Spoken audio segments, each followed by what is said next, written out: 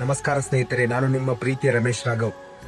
ಇಂದಿನ ದಿನ ಅಂದರೆ ನವೆಂಬರ್ 25, 2025 ಎಲ್ಲ ಸನಾತನಿಗಳು ಸುವರ್ಣಾಕ್ಷರಗಳಲ್ಲಿ ಬರೆದಿರುವಂತಹ ದಿನ ಇದು. ಏಕೆಂದರೆ ಇಂದು ಅಯೋಧ್ಯೆಯಲ್ಲಿ ರಾಮ ಮಂದಿರದಲ್ಲಿ ಧ್ವಜಾರೋಹಣ ಪೂರ್ಣಗೊಂಡಿದೆ. ಬನ್ನಿ, ಈ ಧ್ವಜಾರೋಹಣದ ಮಹತ್ವ ಏನಂತ ಈ ಸಂಚಿಕೆಯಲ್ಲಿ ನಾವು ತಿಳ್ಕೊಳ್ಳೋಣ.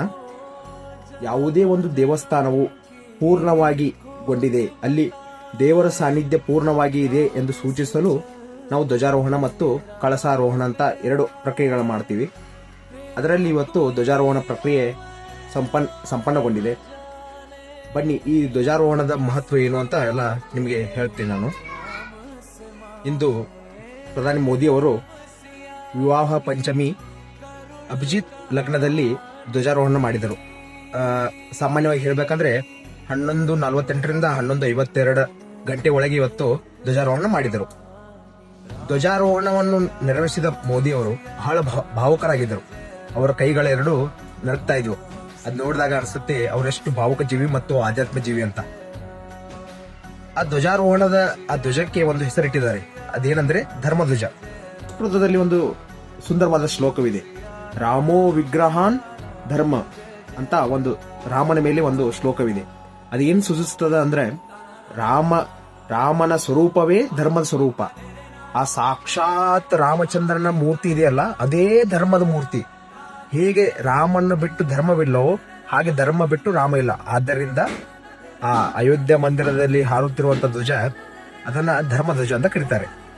ರಾಮ ಮಂದಿರದ ಧ್ವಜದಲ್ಲಿ ನೀವು 3 ಚಿಹ್ನೆಗಳು ನೋಡಬಹುದು. ಅದು ಪ್ರಥಮವಾಗಿ ಆಲದ ಮರ, ನಂತರ ಸೂರ್ಯದೇವ, ನಂತರ ಓಂಕಾರ ಸ್ವರೂಪ. ಏಕೆ ಆ 3 ಚಿಹ್ನೆಗಳನ್ನು ಬಳಸಿದಾರಂದ್ರೆ ನಾನು ಹೇಳ್ತೀನಿ ಈಗ. ಪ್ರಥಮವಾಗಿ ಆಲದ ಮರ ಅಂದ್ರೆ ಅದು ದೃಢತ್ವದ ಸಂಕೇತ. ಎಲ್ಲಿಯವರೆಗೂ ಸೂರ್ಯಚಂದ್ರ ಇರ್ತಾರಲ್ಲ ಅಲ್ಲಿವರೆಗೆ ಆ ರಾಮ ಮಂದಿರ ದೃಢತ್ವವಾಗಿ ನಿಲ್ಲುತ್ತದೆ. ಅದನ್ನು ಯಾರೂ ಇನ್ನು ಕೆಡವಲು ಸಾಧ್ಯವಿಲ್ಲ ಅಂತ ಹೇಳಿ ಅಲ್ಲಿ ಆಲದ ಮರ ಬಳಸಿದ್ದಾರೆ. ಮತ್ತು ಆಲದ ಮರ ಆಶ್ರಯದ ಸಂಕೇತ. ಯಾರು ರಾಮನನ್ನು ನಂಬಿಕೊಂಡು ಬರ್ತಾರಲ್ಲ ಅವರಿಗೆ ಜಯ ಸಿಕ್ಕೇ ಸಿಗುತ್ತದೆ ಅಂತ ಅದು ಸೂಚಿಸುತ್ತದೆ. ಅಲ್ಲಿ ನೀವು ಸೂರ್ಯದೇವರನ್ನು ನೋಡಬಹುದು. ಏಕೆ ಸೂರ್ಯದೇವರನ್ನು ಬಳಸಿದಾರಂದ್ರೆ ಶ್ರೀರಾಮಚಂದ್ರನು ಸೂರ್ಯವಂಶದನು, ಆದ್ದರಿಂದ ಅಲ್ಲಿ ಸೂರ್ಯನನ್ನು ಬಳಸಿದ್ದಾರೆ. ಕೊನೆಯದಾಗಿ ಅಲ್ಲಿ ಓಂಕಾರ ಚಿತ್ರ ಇದೆ. ಅದು ಏಕಿದೆ ಅಂದ್ರೆ ಶ್ರೀರಾಮಚಂದ್ರನು ಪರಬ್ರಹ್ಮ ಸ್ವರೂಪಿಯಾದ ಓಂಕಾರ ರೂಪಿಯಾದಂತಹ ಪರಮಾತ್ಮನು ಅಂತ ಸೂಚಿಸಲು ಅಲ್ಲಿ ಓಂಕಾರ ಚಿಹ್ನೆ ಇದೆ. ಇವೆಲ್ಲ ನೋಡಿದ್ರೆ ಗೊತ್ತಾಗುತ್ತೆ ರಾಮನ ವ್ಯಕ್ತಿತ್ವ ಹೇಗಿತ್ತು, ಅವನು ಹೇಗೆ ಬದುಕಿದ ಅಂತ. ಸೂರ್ಯನ ಹಾಗೆ ಅವನ ಬೆಳಕು, ಆಲದ ಮರದಂತೆ ಅವನ ಆಶ್ರಯ, ಆಲದ ಮರದಂತೆ ಅವನ ಗುಣಗಳು ನಮ್ಮ ಹೃದಯದಲ್ಲಿ ಹಾಸುಹೊಕ್ಕಾಗಿ ಮೂಲವಾಗಿ ನಿಂತಿವೆ. ಹಾಗೆ ಅವನೇ ಪರಬ್ರಹ್ಮ ಸ್ವರೂಪಿ ಅಂತ ಹೇಳಿ ಆ 3 ಚಿಹ್ನೆಗಳನ್ನ ಅಲ್ಲಿ ಧ್ವಜದಲ್ಲಿ ಹಾಕಿದ್ದಾರೆ. ಉತ್ತರ ಪ್ರದೇಶದ ರಾಜ್ಯಪಾಲರು, ಉತ್ತರ ಪ್ರದೇಶದ ಮುಖ್ಯಮಂತ್ರಿಗಳು, ಹಾಗೆ ರಾಷ್ಟ್ರೀಯ ಸ್ವಯಂ ಸೇವಕ ಸಂಘದ ಮೋಹನ್ ಭಾಗವತ್ ಜಿಯವರು ಇಂದಿನ ಕಾರ್ಯಕ್ರಮದಲ್ಲಿ ಭಾಗವಹಿಸಿದ್ದರು. ಕೊನೆಯದಾಗಿ ಮೋದಿಯವರು ಒಂದು ಮಾತು ಹೇಳಿದರು, ಅದು ನನಗೆ ಬಹಳ ಮನಸ್ಸಿಗೆ ತಟ್ಟಿತು. ಇದು ಏನು ನಾವು ಇವತ್ತು ಧ್ವಜಾರೋಹಣ ಮೂಲಕ ಈ ರಾಮ ಮಂದಿರವನ್ನು ಸಂಪೂರ್ಣಗೊಳಿಸಿದೀವಲ್ಲ, ಇದಕ್ಕೆ 500 ವರ್ಷಗಳ ಯಜ್ಞದ ಫಲ ಅಂತ ಹೇಳಿದರು. ಹಾಗಂದ್ರೆ ನಮ್ಮ ಹಿರಿಯರು 500 ವರ್ಷಗಳಿಂದ ಯಜ್ಞವನ್ನು ಮಾಡಿಕೊಂಡು ಬಂದು ಇವತ್ತು ನಾನು ಧ್ವಜಾರೋಹಣದ ಮೂಲಕ ಪೂರ್ಣಾವತಿ ಕೊಟ್ಟೆ.